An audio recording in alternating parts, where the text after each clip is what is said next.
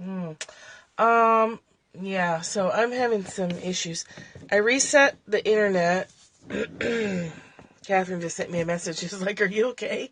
Hello, hello. Okay, looks like we're good now. Um, yeah, it wouldn't connect earlier. I didn't realize that it even shown anything. And Catherine was like, "Are you dead or alive?" I was like, "Yeah, I'm okay. I'm just trying to reset the internet. Why?" No, it makes perfect sense. Yeah, I didn't even know that was there. So I'll go delete that later so it's not confusing for people. Wouldn't connect. It just kept, saying it was going to sign on, but it never did. So I had to go inside the house and unplug the phone booster. It's weird. Anyway, here we go. In the office today. It's a little kitchenette area.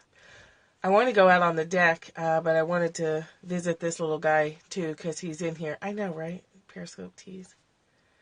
I am. I am.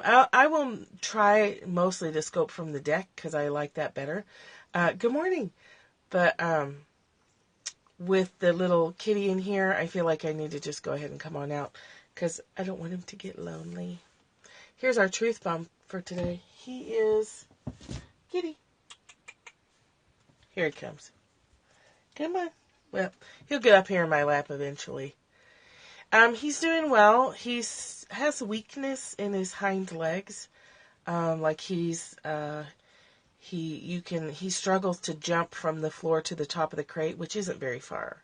So he goes up on my desk and then up on the crate. So he's, starvation is, really, really hard on the physical body. So he's got recovery to do. But he was playing last night, and he didn't seem quite so tired when he was done playing. So we're making progress. Come here. You can see him in the litter box if you want. There he is. Checking out his litter box. You want to watch him pee? That's weird. He's doing better. He's still got some eye discharge, but he doesn't have any more stomach issues that I can tell. Oh, here we go. Here he is. Meow. Meow. Meow. Meow. You're so cute. People are sending you love, cutie pie. People are sending you love. He doesn't have worms, so that's good. That's a lot of fun, checking the litter box for worms. Yeah, he's recovering. He's just, he's in a weakened state.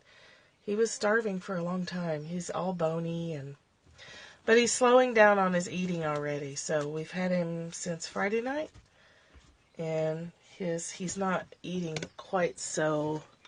He's not quite so freaked out when he's eating his food. He's doing better. He's extremely affectionate. How you like that duct tape? Oh, duct tape. Duct tape is our friend.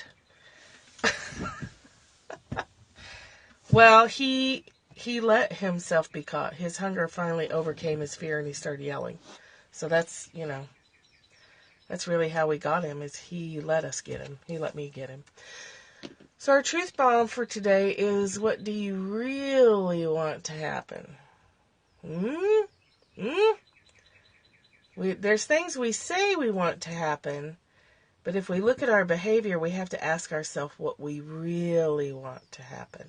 John Acuff says this all the time, and it's really cute. Don't tell me you don't have time to write your book or make your product, and then tell me how you binged on Netflix. How you watched 13 episodes in a series, and then tell me you don't have time to write your book. Or whatever it is you're putting off. So we can look at our behavior like that. And I am terribly guilty of that. Letting Facebook get in my way. Letting Twitter get in my way. Reading too many blog posts. You can see there's this little setup back there. So he's still eating a lot. But yeah, so if you have time to post gossipy things, if you have time to post anything, if you have time to Instagram a zillion cat pictures, you have time to write a book. You have time to do your thing, whatever your thing is that you're putting off. So, take a look at what you say you want. Then look at your behavior and ask yourself what you really want. Why are you keeping yourself distracted if you say there's something that you want? And don't judge it. Just ask yourself those questions. Like, why am I spending 5 hours a day on Facebook when I say I want to write a book? So how come I'm keeping myself distracted like that? What's that about for me? And I want to bring your attention to this book. It's a little bit old, but I used it in Arizona a lot when I was desperately trying to practice these principles to get back to Colorado. Yes, be careful what you wish for.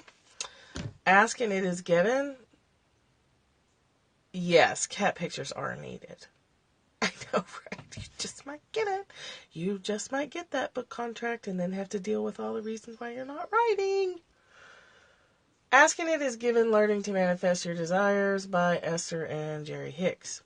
This is a great book to flip through law of attraction techniques for shifting your energy. So the whole book is full of little mind tricks and little exercises that you can do to shift your energy. Like when you're in a funk and you've dealt with whatever you think it is, but now you've got that groove going and you want to shift it. So this isn't about discounting the negative. It's about you've looked at the negative and you need a little boost to shift your energy back into the positive, to let go of whatever residual stuff is there. So there are 22 little techniques in this book. You could probably pick it up, I'm thinking used on Amazon for a couple of bucks. There's a rampage of appreciation. There's creative workshops in your head, like visualization stuff. There's the Wouldn't It Be Nice If game, which I like. Wouldn't it be nice if this happened? Wouldn't it be nice if the bank account looked different? It's a way to lighten up, which we're going to talk about in Big Magic. The next chapter is just lightening up. Which, by the way, don't say that to people when they're upset. Don't say, hey, just calm down or lighten up. That's like the worst thing you can say. But even though it's true, just don't, time your statements well. Clearing clutter, focus wheeling. Anyway, 22 little techniques in here to shift your energy. A lot of which have to do with finding a way to let go of the thoughts. So, listening to music, jogging, petting your cat, walking your dog, finding some kind of pleasant activity that will lift you. So it's using your external in a conscious way.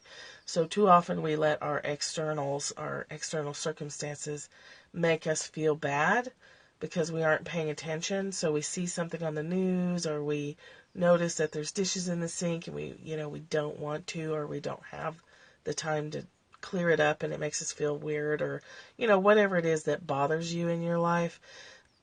Yeah, this is using your externals as a deliberate way to shift your attention. So find a painting that you like and go study it again. Find an object in your house that makes you feel happy when you pick it up. Consciously seeking out the things in your environment that can help you shift your internal mood once you've gotten on a tear. It's a great book. So let's talk about lightening up in our Big Magic book. And so let's see if we can get through a couple of these before I need to go do other things. I have a whole big long to-do list, and I'm determined to get at least 3 of the probably 12 things done today. I always aim for 3. If I can get 3 things on the list done, I consider that a successful day. Okay, lighten up. The first short story I ever published was in 1993 in Esquire magazine. The story was called Pilgrims. It was about a girl working on a ranch in Wyoming, and was inspired by my own experience as a girl who had worked on a ranch in Wyoming. Let me just pull that down. As usual, I sent the story out to a bunch of publications unsolicited. As usual, everyone rejected it except one. A young assistant editor at Esquire named Tony Fround? I don't know. Let's just call him Big Tony. Plucked my story out of the slush pile and brought it to the editor-in-chief, a man named Terry McDonald. Tony suspected his boss might like the story because he knew Terry had a fascination with the American West. Terry did like Pilgrims. He purchased it, and that's how I got my first big break as a writer. It was the break of a lifetime. The story was slated to appear in the November issue of Esquire with Michael Jordan on the cover. A month before the issue was to go to press, Tony called to say there was a problem. A major advertiser had pulled out, and as a result, the magazine would need to be several pages shorter than planned. Sacrifices had to be made, and they were looking for volunteers. I was given a choice. I could cut my story by 30%, or I could pull it. I can't tell you what to do, Tony said. I will understand if you don't want to butcher your work like this. I think the story will suffer from being amputated. It might be better to wait a few months, but I also have to warn you that the magazine world is an unpredictable business. There may be an argument for striking while the iron is hot. Your story might never get published if you hesitate. Terry might lose interest, or who knows, he might even leave Esquire and move to another magazine, and then your champion will be gone. I don't know what to tell you. The choice is yours. Do you have any idea what it means to cut 30% from a 10-page short story? I'd worked on that story for a year and a half. It was polished granite by the time Esquire got their hands on it.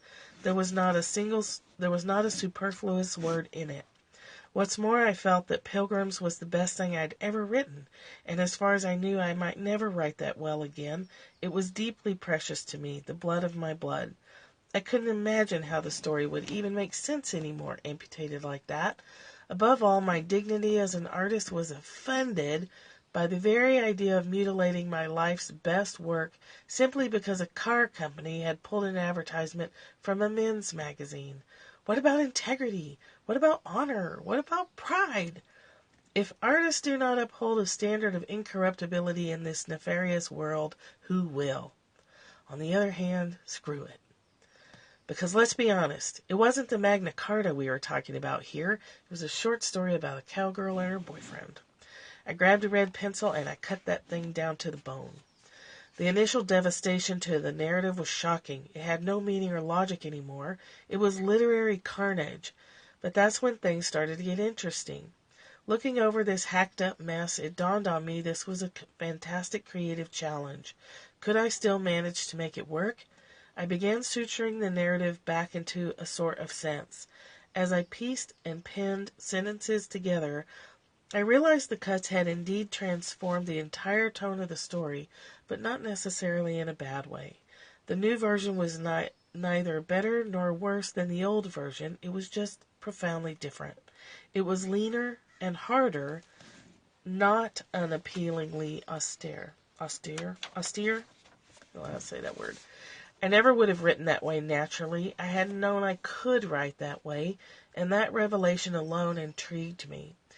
It was like one of those dreams where you discover a previously unknown room in your house and you have that expansive feeling that your life has more possibility to it than you thought it did.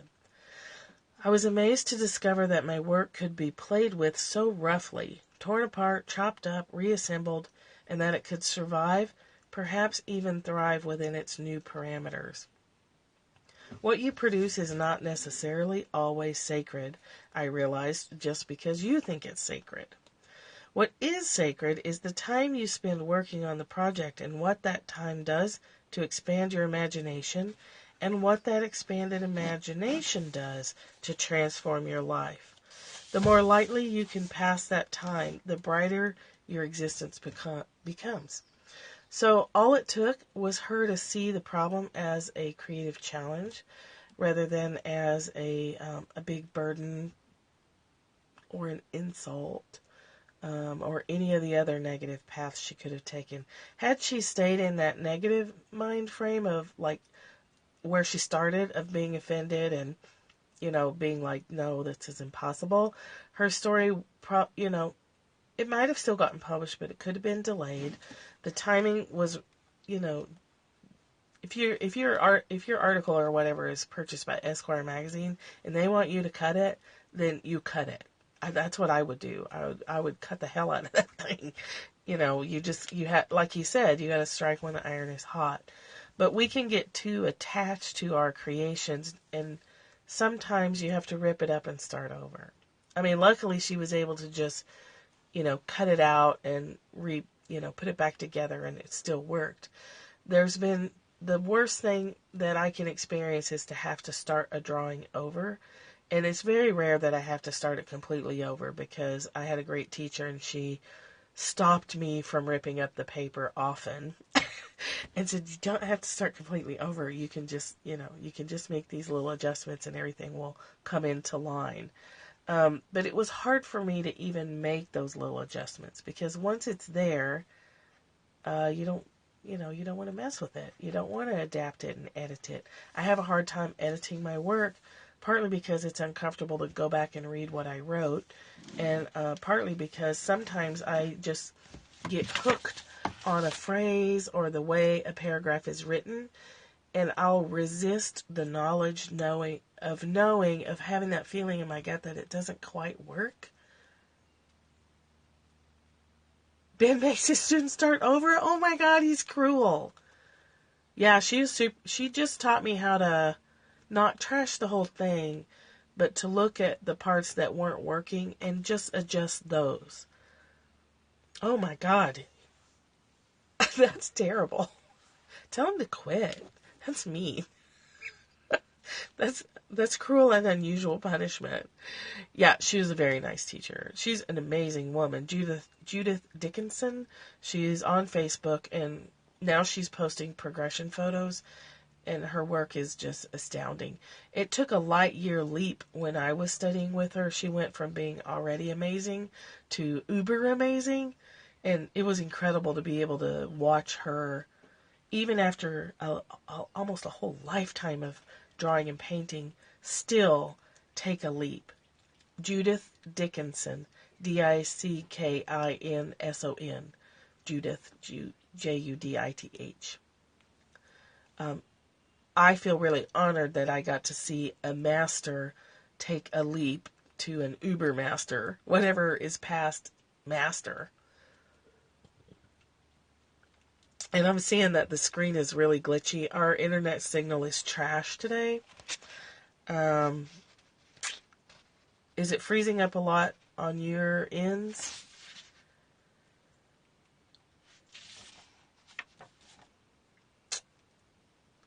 Yeah, it's kind of a pain today. I might call this a short scope day. It will also help us drag out big magic, and it looks like there's quite a lag. Plus, I have a big to-do. It's really glitchy. It's fine for you? Okay. Let me, let's see. I think I'll stop here. That feels like the right thing to do.